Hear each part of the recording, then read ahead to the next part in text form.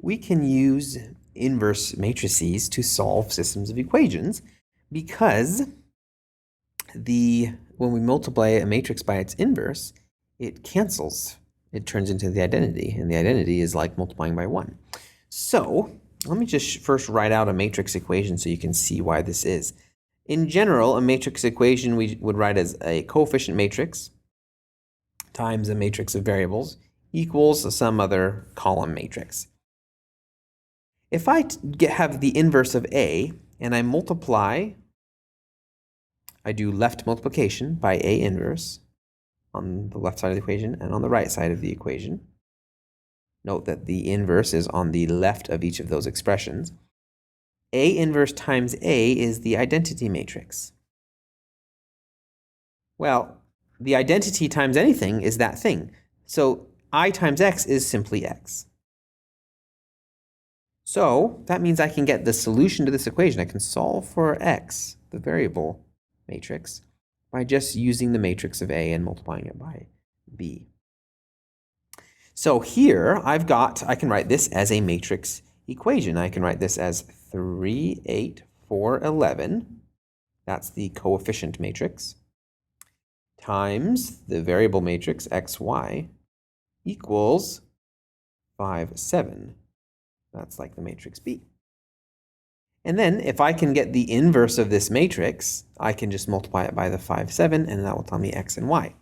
Now, the inverse of this is not too difficult because this is a 2 by 2 matrix. So the inverse of a 2 by 2 matrix is 1 over AD, which is 33, minus BC, which is 32.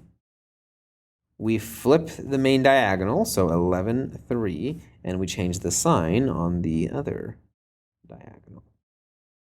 So this is the inverse of that matrix. Notice that 1 over 33 minus 32 is just 1. So this is the inverse. And using this form here, we have xy is equal to the inverse times b. 11, negative 8, negative 4, 3, times 5, 7. And then I go ahead and multiply these. Well, first of all, this is a 2 by 2, and this is a 2 by 1. Because those match, I know I can multiply. And what I end up with is that, a 2 by 1, which is what I should end up with because it's xy, a 2 by 1. I do 11 times 5 is 55 plus negative 8 times 7. That's 58 minus 56. 55 minus 56, which is negative 1. And then down here, negative 4 times 5 plus 3 times 7. That's negative 20 plus 21, which is positive 1. So x equals negative 1 and y equals 1. Let's see if it works real quick. Plug it in up here. 1 times negative 1 is negative 3 plus 8 times 1. Negative 3 plus 8 is 5. That works. 4 times negative 1 is negative 4 plus 11 times 1. Negative 4 plus 11 is 7. That works as well.